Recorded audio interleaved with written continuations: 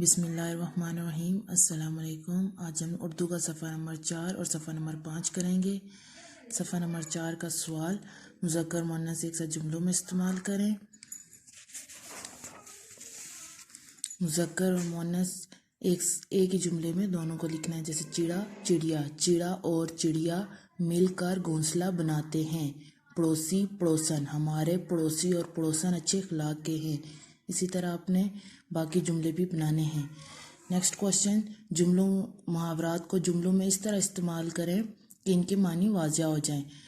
آگ بگولا ہونا، آڑے آنا، یہ جو آڑے آنا ہے اس کا میننگ ہوتا ہے حائل ہونا یا درمیان میں آنا، مصیبت میں کام آنا، یہ اس کا میننگ نہیں ہے۔ اسی طرح آپ نے محاورات کو لوز شیٹ پہ کاپی کرنا ہے اور ان کے جملے بنانے ہیں۔ آگ بگولا ہونا، غصے میں آنا، آمنہ کی لاپرواہی دیکھ کر امی آگ بگولا ہو گئیں۔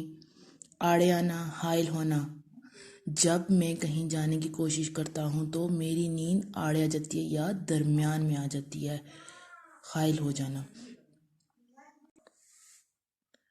آپ یہ جملے خود سے بھی بنا سکتے ہیں۔ اب صفحہ نمبر 5 پر پہلا سوال دیکھیں، جمع کے واحد لکھنے ہیں۔ جیسے یہ سارے جمع دیے ہوئے ہیں، تدابیر تدبیر، واقعات واقعہ، ان سارے جمع کے ہم نے واحد لکھنے ہیں۔ نقصانات نقصان، آبادیاں آبادی، اسی طرح آپ نے سارے ان کے واحد لکھنے ہیں سب جمع کے۔ نیکسٹ کوشچن، جملے مکمل کریں۔